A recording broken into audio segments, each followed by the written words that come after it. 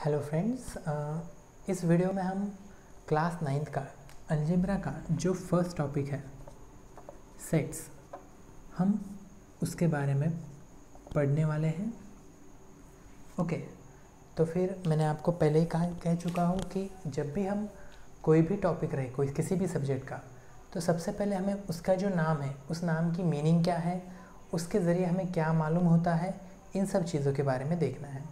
Okay, ये जो set topic है ये हमने अब तक इसके बारे में कुछ भी नहीं पढ़ा है, ये हमारे लिए टोटली नया टॉपिक है। ओके, तो फिर सेट क्या होता है? हम सेट ये word day to day life में कई बार सुनते हैं, जैसे कि सेट ऑफ टी कप्स या फिर टी कप्स का सेट, टीवी सेट या फिर सेट टॉप बॉक्स। सही है, हम सेट ये वर्ड तो कई जगह पे सुनते हैं। तो फिर सेट आखिर होता क्या है? मैथमेटिक्स में जो सेट होता है और ये यहाँ पर जो सेट वर्ड हम यूज़ करते हैं, क्या वो दोनों एक ही है? हमें इसके बारे में भी जानना है। ठीक है, ओके, तो देखते हैं। पहले हम सेट, इस वर्ड की मीनिंग क्या होती है। सेट ये कलेक्शन होता है। सेट क्या होता है? सेट होता है कलेक्शन ऑफ डेफिनेटिव ऑब्जेक्ट्स। क्या कह रहा हूँ मैं? Collection of definitive objects. अब कलेक्शन यानी क्या? सीधी सी बात है। अब मुझे बताइए, अगर हमारे पास कुछ फ्लावर्स है, हमारे पास कुछ क्या है? फ्लावर्स है, और उन्हें हमने कलेक्शन किया यानी क्या किया? हमने उन्हें एक साथ ले लिया। समझिए, ये एक फ्लावर है,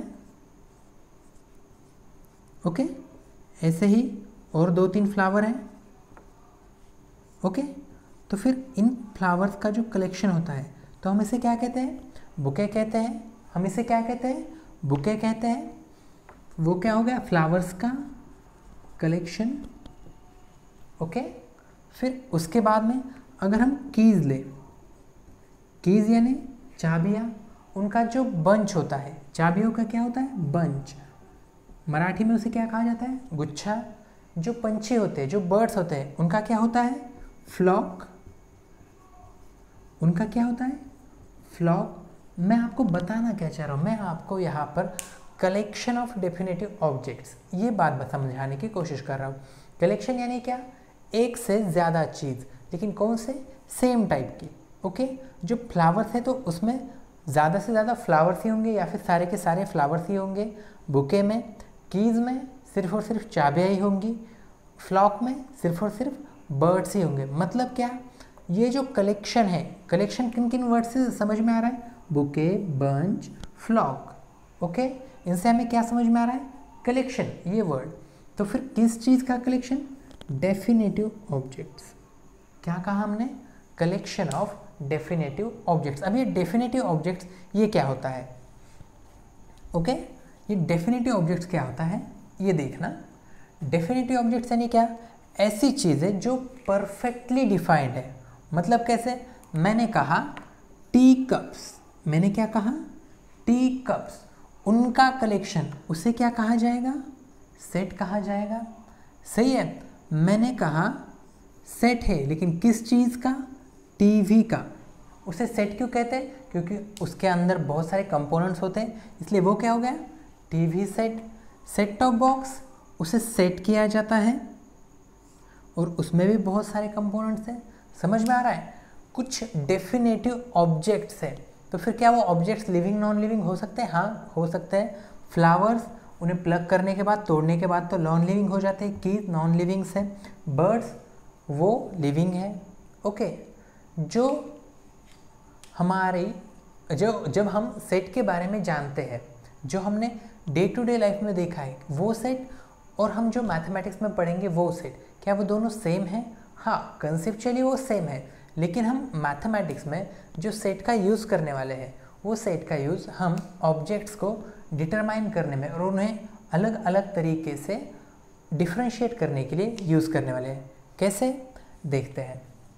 ओके, पहले उन्हें हम डिफ्रेंशिएट करने से पहले ये जो डेफिनेटिव ऑब्जेक्ट्स है इसकी मीनिंग क्या होती है ये हम देखेंगे। ओके, अगर मैंने आपको कहा कि आपके हिसाब से सबसे बेस्ट जो मूवीज़ है, क्या कहा मैंने, जो सबसे बेस्ट मूवीज़ है उनका मुझे एक सेट बना के दो।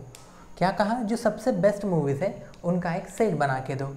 किसी ने बॉलीवुड की मूवीज़ लेगा, कोई बंदा, कोई स्टूडेंट बॉलीवुड की मूवीज़ लेगा, कोई साउथ की लेगा, कोई हॉलीवुड की लेगा, कोई एनिमेटेड लेगा, कोई जापानीज़, फ्रेंच, स्पेनिश, कोई भी लेता है, ले सकता है। तो फिर मुझे बताओ, क्या बेस्ट मूवीज़ का सेट कुछ डेफिनेटिव बन सकता है?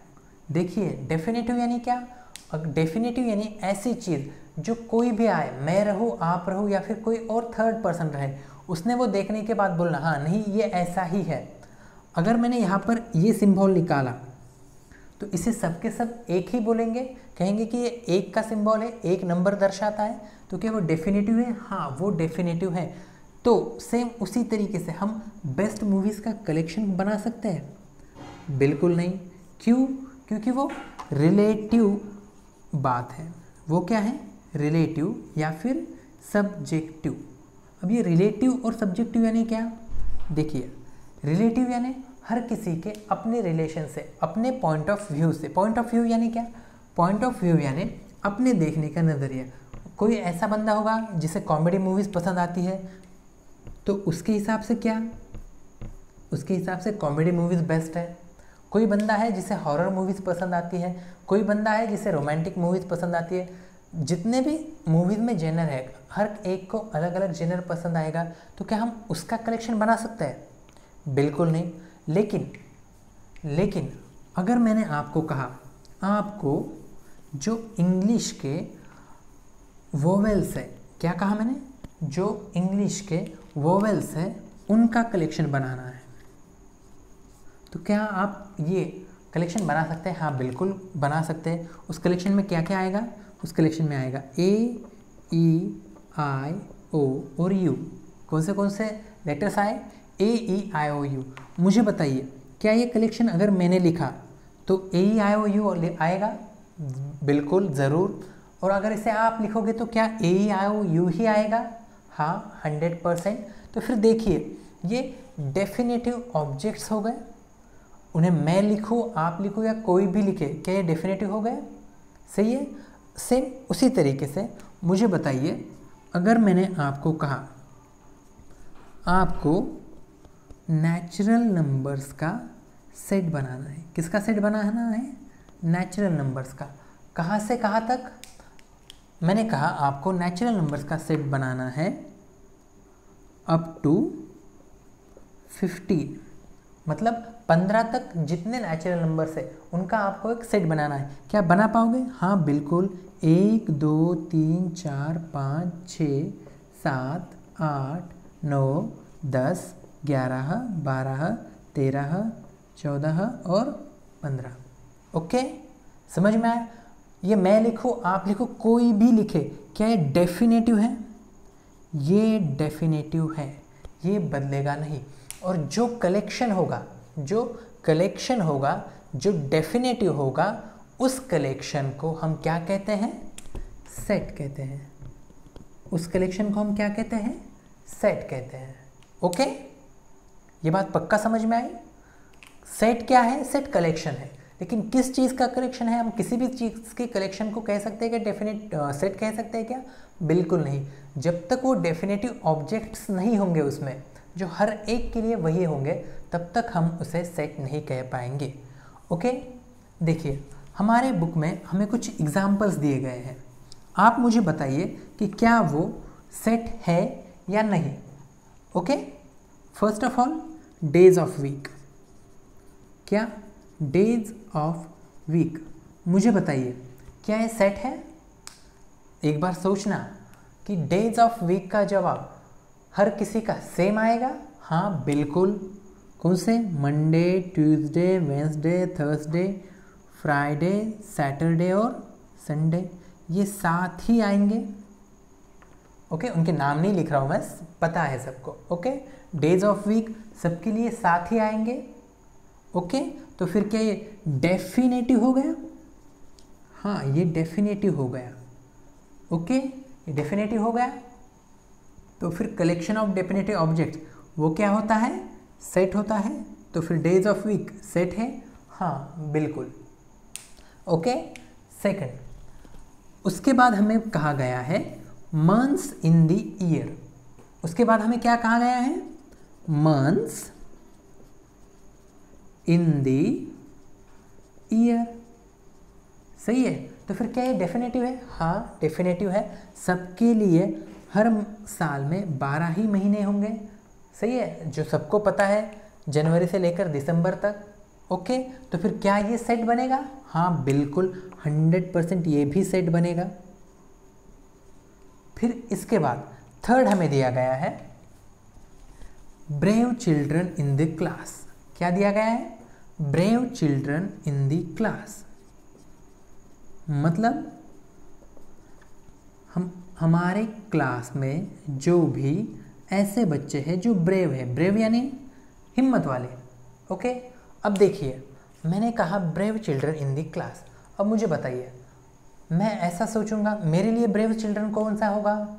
एज अ टीचर जब मैं देखूंगा तो मेरे लिए ब्रेव वो होगा जिसकी पढ़ाई में ज़्यादा स्मार्ट नहीं है, ज़्यादा होशियार नहीं है, लेकिन वो हार्ड वर्किंग है और हर क्वेश्चन का जवाब देने का ट्राई करता है। वो मेरे लिए ब्रेव होगा। क्यों? क्योंकि वो हिम्मत कर रहा है, हिम्मत जुटा रहा है नई चीज़ें करने की। लेकिन एज अ स्टूडेंट आपके लिए ब्रेव कौन होगा? आपके लिए ब्रेव वो होगा शायद जो फाइट करता है बेवजह, एक दूसरे के साथ लड़ता झगड़ता है, या फिर किसी के लिए वो बंदा ब्रेव होगा, वो स्टूडेंट ब्रेव होगा जो पेड़ पर बहुत ऊपर तक चढ़ता है, या फिर कोई ऐसा जो साइकिल पे बाइक पे स्टंट करता है। देखिए, हर किसी का पॉइंट ऑफ व्यू यानी परसेप्शन मतलब देखने का नज़रिया, हर एक का देखने का नज़रिया अलग अलग आ रहा है। अब हर एक का देखने का नज़रिया अलग अलग आ रहा है, तो क्या वो डेफिनेटिव ऑब्जेक्ट्स हो गए? बिल्कुल नहीं। क्या वो डेफिनेटिव हो गया? बिल्कुल भी नहीं। तो फिर brave children in the class, क्या ये brave children in the class set बनेगा? कभी नहीं। क्यों? क्योंकि आपको परसेप्शन, पॉइंट ऑफ व्यू हर किसी का अलग अलग आएगा, उस वजह से वो सेट बनेगा क्या?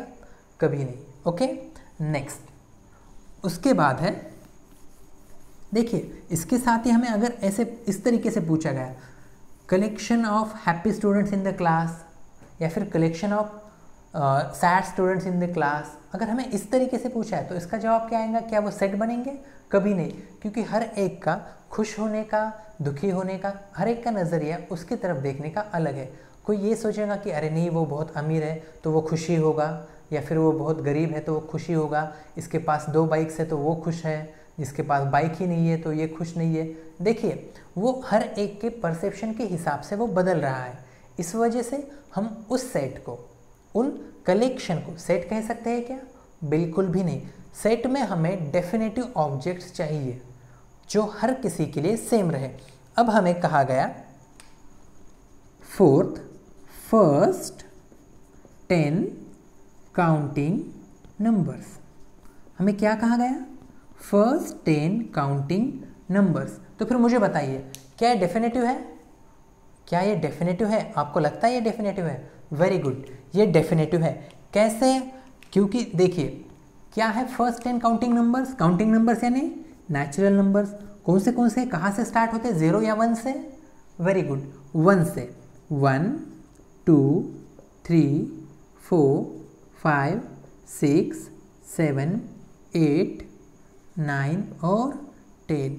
क्या ये मेरे लिए, आपके लिए, आपके दोस्त के लिए, आपके पीछे बैठे वाले आपके और किसी दोस्त के लिए, सबके लिए फर्स्ट 10 काउंटिंग नंबर्स यही रहेंगे? ओके, तो फिर क्या ये सेट बनेगा? बिल्कुल, ये 100% सेट बनेगा। ओके, आपको समझ में आया ये सेट बनेगा? ओके, नेक्स्ट, तो फिर इसके बाद हमें बताया गया है कि स्ट्रॉन्ग फोर्ट्स, क्या? Strong forts of Maharashtra, strong forts of Maharashtra. अब देखिए, स्ट्रॉन्ग फोर्ट्स ऑफ महाराष्ट्र, जब हम इसका जवाब देंगे। तो क्या आप यहाँ पर थोड़े से कंफ्यूज हो रहे हैं? क्या आपको ऐसा लग रहा है कि मे बी हमारे लिए कुछ वो स्ट्रांग होगा, किसी और के लिए वो स्ट्रांग नहीं होगा? तो क्या आपके दिल में कभी भी अगर ऐसा सवाल आ रहा होगा कि मेरे लिए ऐसा है, उसके लिए वो अलग होगा, तो फिर हम उसे क्या कहेंगे कि वो सेट नहीं है। लेकिन जब हम स्ट्रांग फोर्स कहते हैं तो उसके लिए कुछ ना कुछ गवर्नमेंट ने क्राइटेरिया किया होगा कि जो किला इतने साल पुराना है फिर भी उसमें इतनी इतनी चीज़ें, मतलब जिसके वॉल्स अभी भी अच्छे हैं, जहाँ पर अभी भी कुछ ज़्यादा चीज़ें टूटी फूटी नहीं है, तो गवर्नमेंट ने कुछ ना कुछ तय करके दिया होगा और उसके ज़रिए, उसके हिसाब से हम कह सकते हैं कि हाँ, अगर इन क्राइटेरिया में वो किला आ रहा है, इन क्राइटेरिया में, यानी उसके वॉल्स अभी भी इंटैक्ट है, उस पर जो रोड्स हैं वो रोड्स भी अभी भी वर्किंग कंडीशन में है, मतलब अभी बहुत ज़्यादा ख़राब नहीं हुए हैं, ओके, बहुत ज़्यादा डैमेज नहीं है।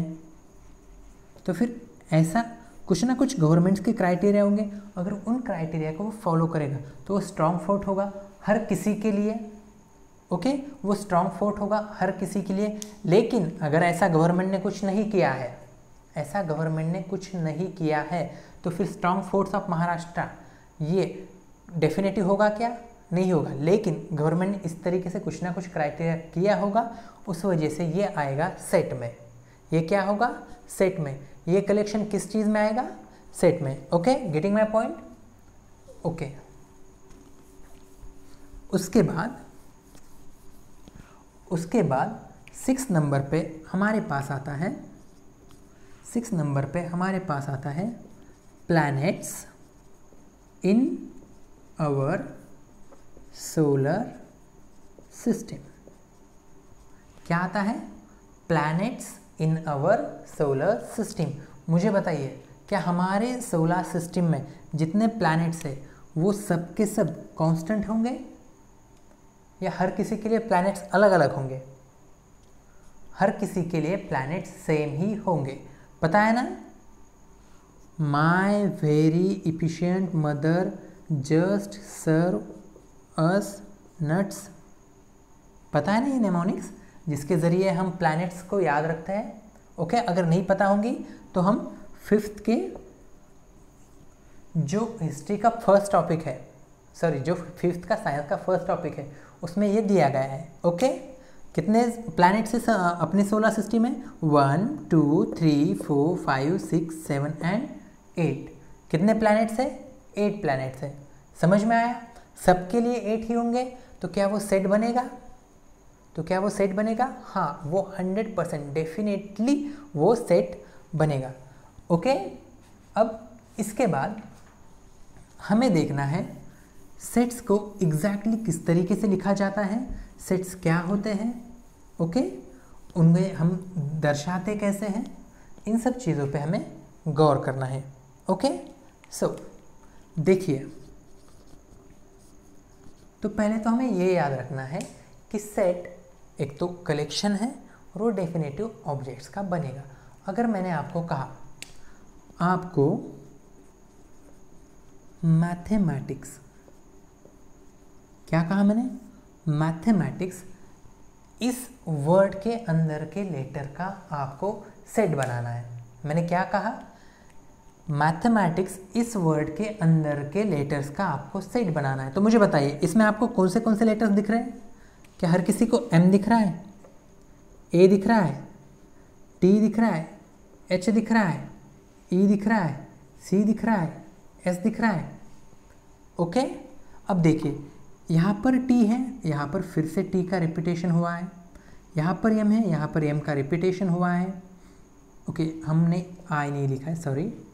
ओके, समझ में आया? जो रिपीट होगा हम उसे लिखेंगे नहीं, हम उसे सिर्फ एक ही बार लिखेंगे। ओके, समझ में आ रहा है? तो फिर मैंने कहा आपको मैथमेटिक्स में जो लेटर्स है उनका आपको सेट बनाना है। तो क्या वो सेट इसी तरीके से बनेगा? ओके, तो हम डिनोट कैसे करते हैं, दर्शाते कैसे, ये देखिए। जब भी हमें कोई सेट दिखाना है तो हम उस सेट को कैपिटल लेटर्स के ज़रिए दिखाएंगे। कैसे दिखाएंगे? कैपिटल लेटर्स के ज़रिए।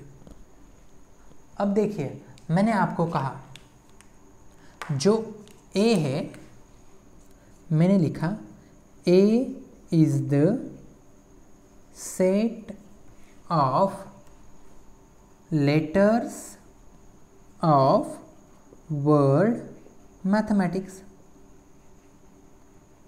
क्या कहा मैंने? A एक सेट है। A क्या है? सेट है। किस चीज़ का सेट है? लेटर्स का सेट है। कौन से लेटर्स का सेट है? मैथमेटिक्स इस वर्ड में जो लेटर्स है उनका वो सेट है। ओके, अब ये सेट लिखा कैसे जाता है? A is equal to M, A, T, H, I, C, S। तो फिर मुझे बताइए, यहाँ पर आपको नया क्या दिखा? Curly bracket. यहाँ पर आपको नया क्या दिखा? Curly bracket. कर्ली ब्रैकेट जिसे ब्रेसेस भी कहा जाता है। अब आप कौन सी बुक पढ़ रहे हैं उसके हिसाब से है। Curly bracket. ओके, थर्ड क्या दिखा? जो उसके कंपोनेंट्स है। कंपोनेंट्स यानी क्या? उसके अंदर आने वाले जो लेटर्स ऑब्जेक्ट्स है उन्हें सेपरेट किया गया है। उन्हें क्या किया गया है? सेपरेट किया गया है। किसके ज़रिए? Separated by commas. कॉमा यानी ये अर्धविराम। समझ में आया? Separated by commas. Okay, getting my point? तो सेट को किस तरीके से दर्शाते हैं? सेट को कैपिटल लेटर्स के ज़रिए दर्शाते हैं, उन्हें कर्ली ब्रैकेट में या ब्रेसेस में लिखा जाता है और उन्हें कॉमास के ज़रिए सेपरेट किया जाता है। ओके, मैं और कुछ एग्जाम्पल लेता हूँ, आपको समझ में आता है क्या? आप देखिए। ओके,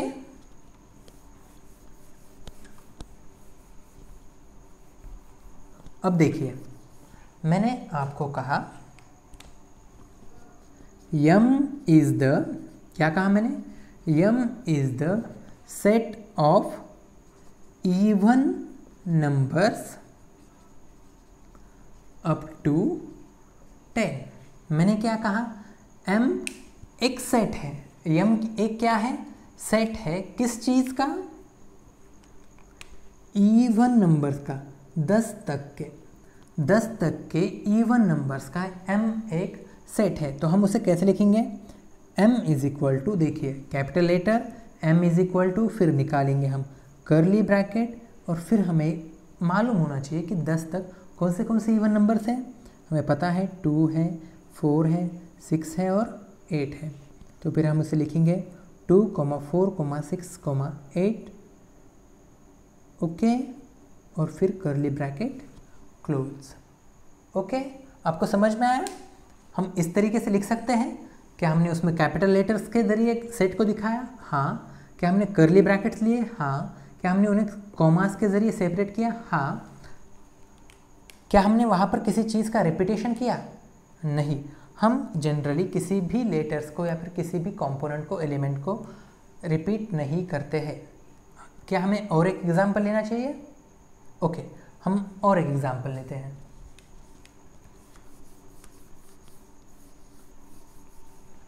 देखिए, अब हम कहते हैं कि P is the set of letters in word algebra. Algebra इस वर्ड के अंदर जो लेटर्स है उनका सेट क्या है? P है। तो हम लिखेंगे P is equal to, in curly bracket A, L, G, okay, हम कैपिटल में लिखेंगे A, L, G, E, B, R।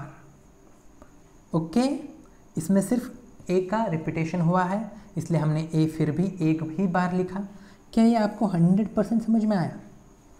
अब तक हमने ऐसा कहा कि P ऐसा सेट है जिसमें A, L, G, E, B, R ये लेटर है।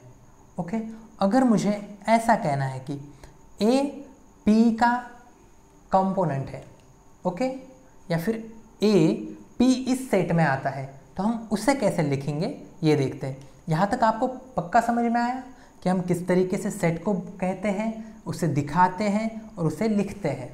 ओके, नेक्स्ट अब हमें कंपोनेंट की बात करनी है। मतलब कैसे, देखिए हम यहाँ पर एक सेट बनाते हैं। कौन सा सेट है, यहाँ पर सेट है इवन नंबर्स का। यहाँ पर सेट किस चीज़ का है, इवन नंबर्स का सेट है। देखिए कहाँ तक के, अप टू 10। तो फिर कौन से नंबर्स आएंगे, 2, 4, 6, 8, 10। मैंने क्या कहा, सेट है इवन नंबर्स का अप टू 10 और उस सेट का नाम क्या है, सोचिए उस सेट का नाम है ए।